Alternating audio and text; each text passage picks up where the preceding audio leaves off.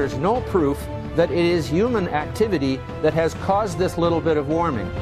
They're just playing against civilization, Basically ignoring almost the entire history of life on Earth.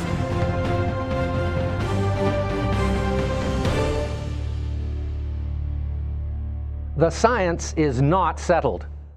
I'm going to tell you why carbon dioxide isn't going to end life on our planet, but instead is responsible for the existence of every living thing on Earth. 10 years ago, Al Gore created a documentary called An Inconvenient Truth.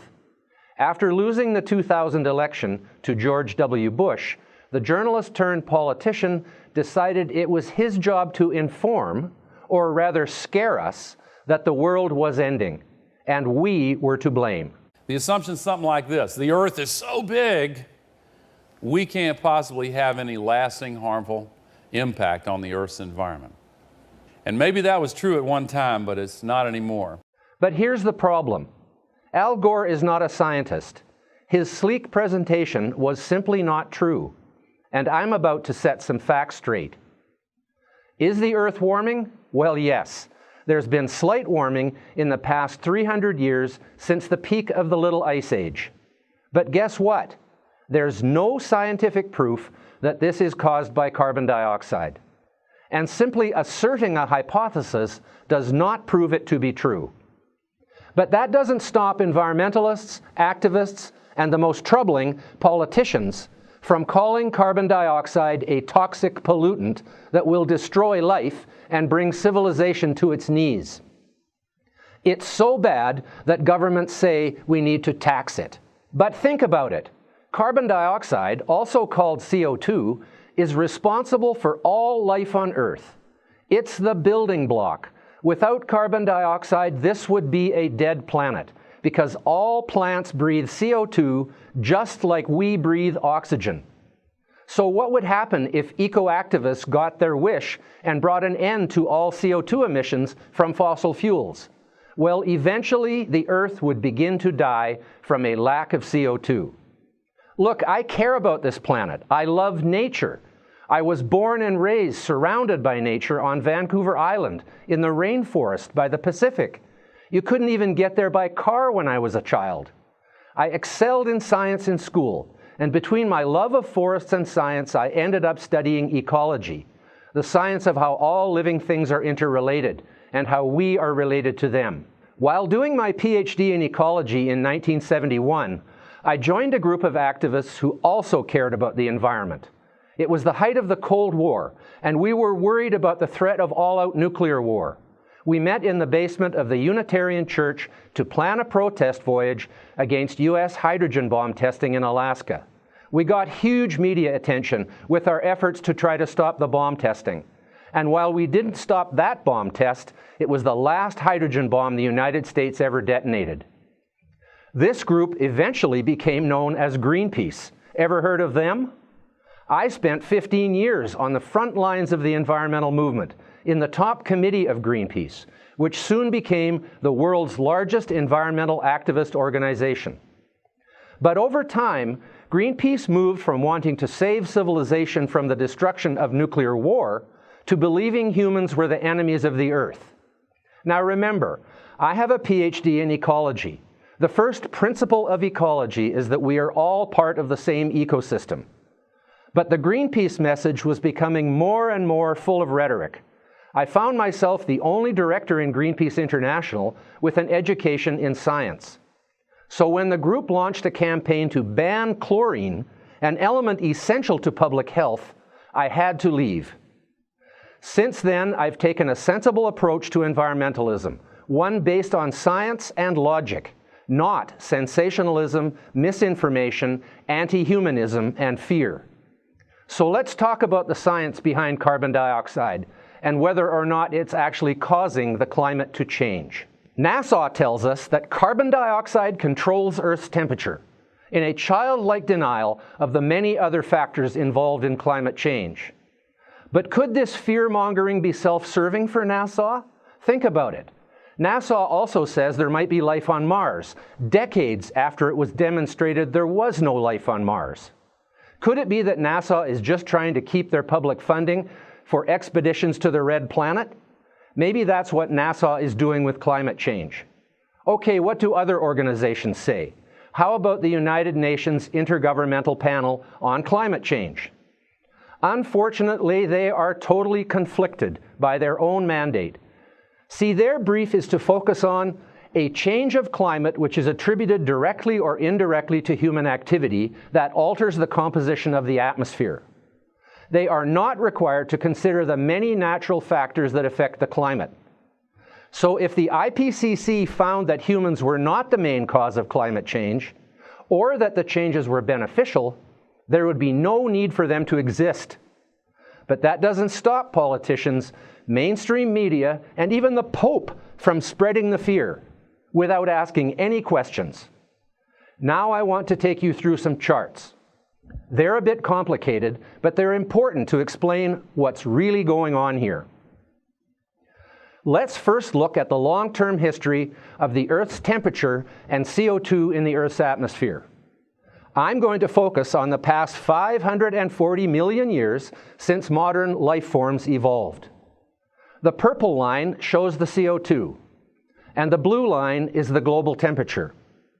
So if CO2 makes the global temperature warmer, these lines should be dipping and spiking in unison with each other. But check out the Jurassic period, 150 million years ago. The temperature plummets while the CO2, the purple line, goes up. And then again, 50 million years ago during the Eocene thermal maximum, temperature was at its highest in the past 500 million years, but CO2 had been on a downward track for 100 million years. So it is not possible to demonstrate a cause and effect relationship between CO2 and temperature over the long-term history. But let's take another look at this Eocene thermal maximum and what temperature has been doing since it peaked 50 million years ago. The Earth was actually as much as 12 degrees warmer then. The entire planet, including the Arctic and Antarctica, was ice-free. Today we are actually at the tail end of a 50 million year cooling period, and yet the ancestors of every species on Earth today survived through these changes. Makes you wonder about the dire predictions of a 2-degree rise in temperature. Glaciers began to form in Antarctica 30 million years ago, and in the northern hemisphere 3 million years ago. And we're still experiencing one of the coldest climates in the Earth's history. Now let's zoom in even closer to the CO2 and temperature correlations in the Earth's history. This chart goes back over 300,000 years. That's where we start to see the strong correlation between CO2 and temperature. So maybe this is a cause and effect relationship. But here's the problem. CO2 lags temperature by an average of 800 years. So temperature changes are making the CO2 levels increase and decrease, not the other way around, as the cause never comes after the effect. This was the fundamental fraud in Al Gore's movie, as he claimed the graph proved CO2 causes the fluctuations in temperature. It's already right here. Look how far above the natural cycle this is, and we've done that. But ladies and gentlemen, in the next 50 years, really in less than 50 years, it's going to continue to go up. When some of these children who are here are my age, here's what it's going to be in less than 50 years.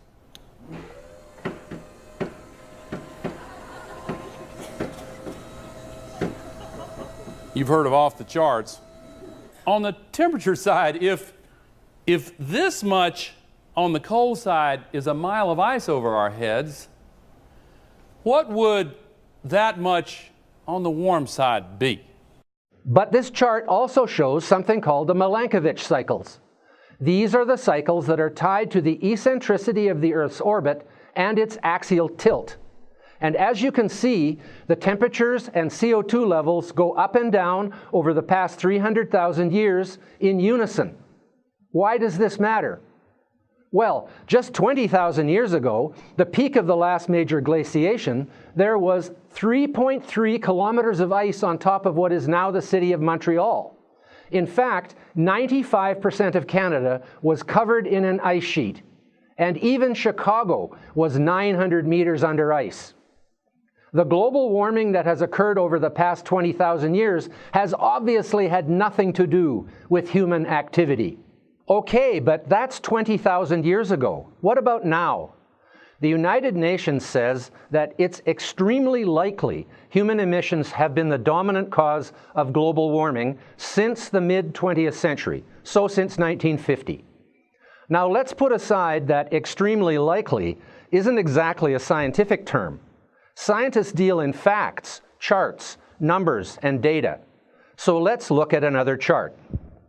Between 1910 to 1940, there was a 30-year period of warming, followed by a cooling from 1940 to 1970, just as CO2 emissions began to rise exponentially.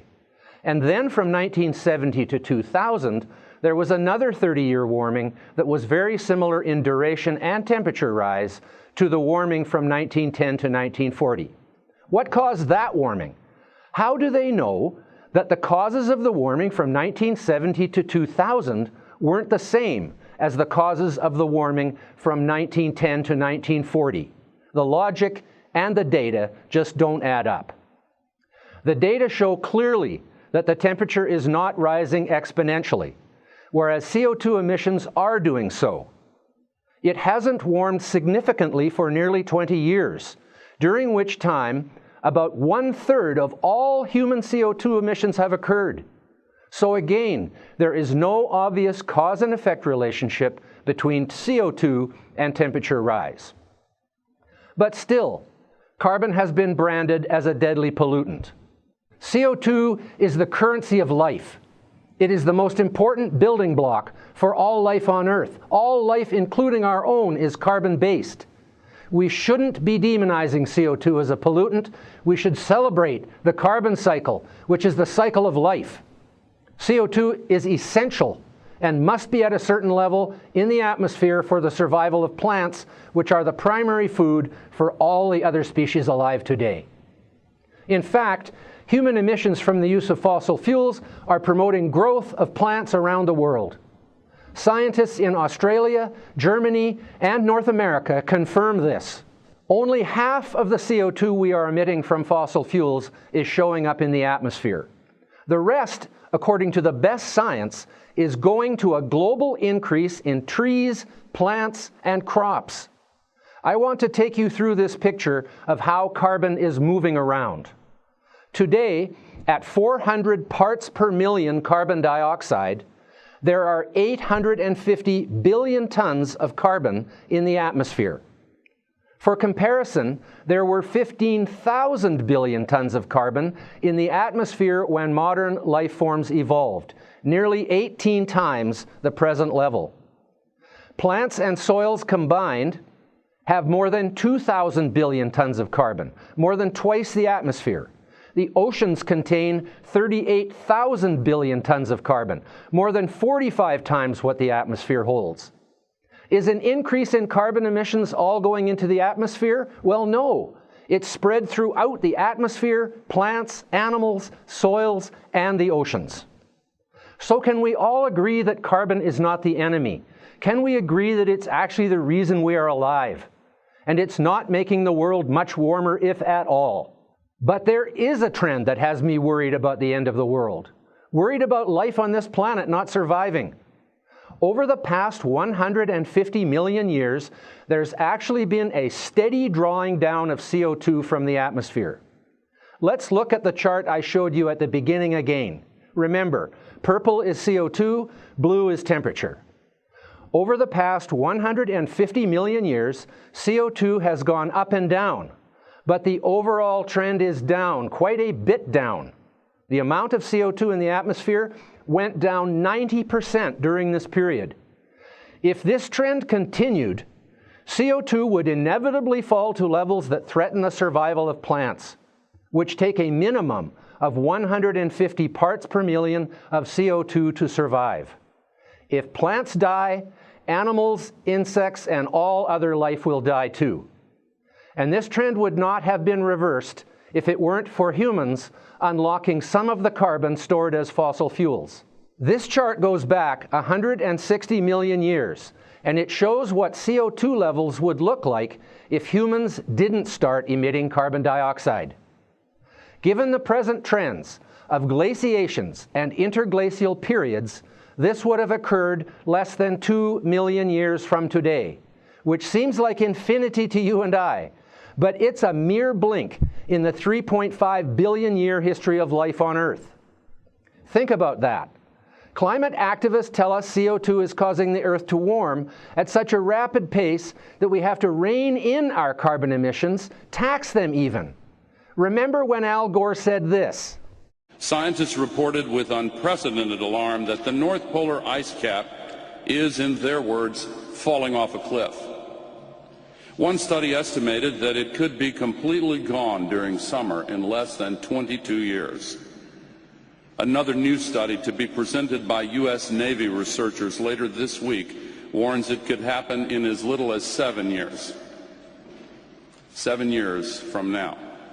Well, of course, that didn't happen, because the Earth is possibly heading towards another cooling period. And human emissions of carbon dioxide are saving life on Earth from the inevitable starvation and extinction due to lack of CO2. But there's one last bit of unfinished business. Surely, as an environmentalist, I can't think that oil and gas projects like Canada's oil sands are good, right? I mean, look at them. The land is stripped bare to get the sand so oil can be removed from it. Well, when you think about it, Canada is actually cleaning up the biggest natural oil spill in history. The oil was brought to the surface when the Rocky Mountains were thrust up by the colliding Pacific Plate. When the sand is returned back to the land, 99% of the so-called toxic oil has been removed from it. And what about the anti-oil activists who say the oil sands are destroying the boreal forest of Canada? Canada's boreal forest accounts for 10% of all the world's forests, and the oil sands area is like a pimple on an elephant by comparison. By law, every square inch of land disturbed by oil sands extraction must be returned to native boreal forest. When will cities like Calgary, London, Tokyo, and New York that have laid waste to the natural environment be returned to their native ecosystems? The mining industry has well-established ecological restoration or reclamation practices. The land is recontoured, original soil is put back, and the native species of plants and trees are planted. It is actually possible, by creating depressions where the land was flat, to increase biodiversity by making ponds and lakes where wetland plants, insects, and waterfowl can become established in the reclaimed landscape. The tailings ponds where the clean sand is returned are ugly for a few years, but eventually can become grasslands. Just look at the Fort Mackay First Nations herd of bison that they manage on a reclaimed tailings pond. So why would I be against the oil sands? The land is disturbed for a tiny fraction of Earth's geological time, and then it's returned to a sustainable boreal forest with clean sand.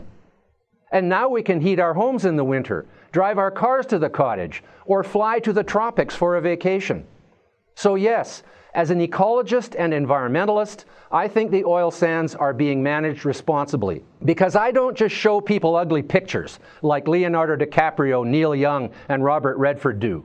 I make an objective study of the environmental, social, and economic factors and come to an informed judgment. It's time to set the record straight on carbon dioxide. It is not the enemy. In fact, carbon dioxide from burning fossil fuels is the stuff of life, the currency of life, and indeed the backbone of life on Earth. That's my case for CO2. Let me know what you think in the comments below, and join me next time when we'll dig deeper into how modern products and processes like fracking, natural gas, and vinyl have made life better for humankind. We separate fact from fiction when it comes to the environment. I'm Dr. Patrick Moore, the sensible environmentalist.